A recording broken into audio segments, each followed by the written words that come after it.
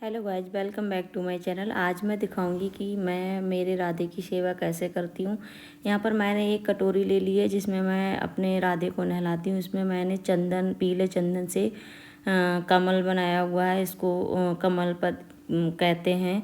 और इसके बाद मैं इसी में अपने राधे को बिठा के नहलाती हूँ। तो आप देखिए, मैंने ये कमल बना लिया है इसमें कटोरी में।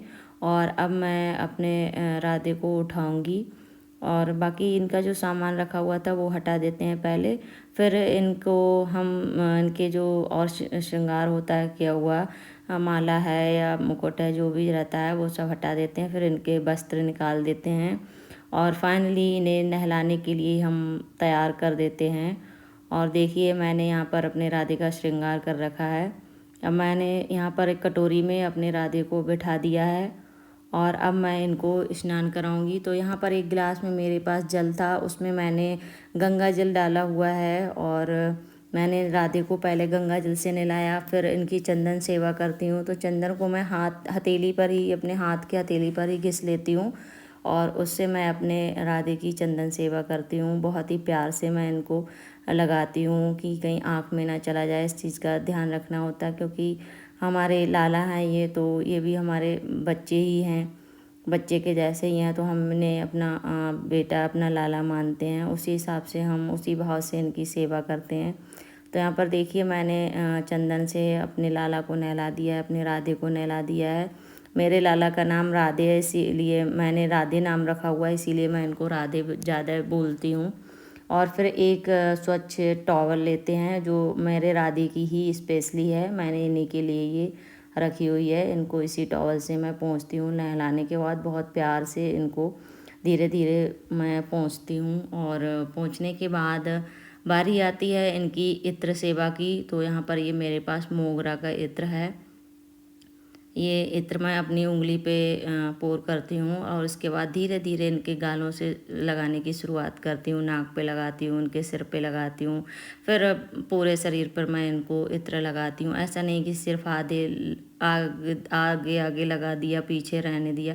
पैरों में भी, पंजों में भी लगाती हूँ। मैं हर जगह इनके पूरी बॉडी पर, इनके पूरे शरीर पर मैं अच्छे से इत्र मलती हूँ ताकि इनको ठंडक का एहसास होता रहे। इतनी गर्मी में, फाइनली कितनी गर्मी हो रही है आप सभी लोग जानते हैं। तो इनको भी गर्मी लगती ही है, ऐसा हमारा भाव होता है।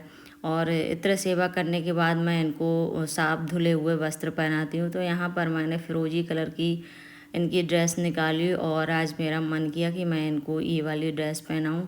तो ये वाली ड्रेस मैं इनको पहना रही हूँ। कभी कभी ये ड्रेस पहनने में थोड़ी आनाकानी करते हैं, बट कभी कभी बहुत ईजली, बहुत अच्छे से पहन लेते हैं।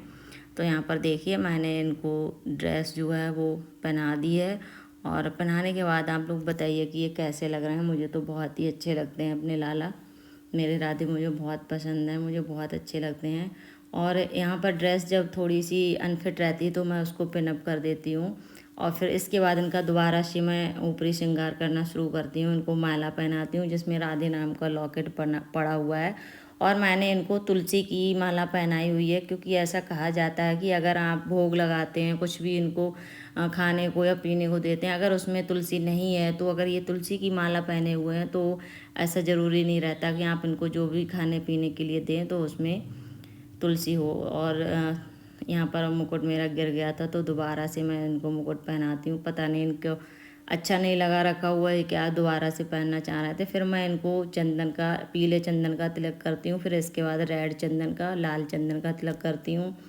और इसके बाद मैं इनको उठाकर इनके सिंहासन में बिठा देती हूँ। और इसके बाद मैं इनको इनकी बांसुरी भी पकड़ा देती हूँ और मेरे लाला बैठ जाते हैं। इनकी खड़ाऊँ भी मेरे पास है छोटी सी, और तो खड़ाऊँ मैं इनके सिंहासन से थोड़ा नीचे रखती हूँ। फिर फाइनली मैं इनको शीशा दिखाती हूँ, दर्पण दिखाती हूँ कि राधे देखिए, मैंने, यानी आपके भक्त ने, आपकी मैया ने आज ऐसा श्रृंगार किया है, क्या आपको पसंद आया। इसके बाद मैं कूलर लगा देती हूँ, हवा खाते हैं ये। और फिर नहाने के बाद, इनको स्नान कराने के बाद मैं इनको भोग लगाती हूँ। तो सुबह को ज़्यादातर मैं इनको दूध का ही भोग लगाती हूँ।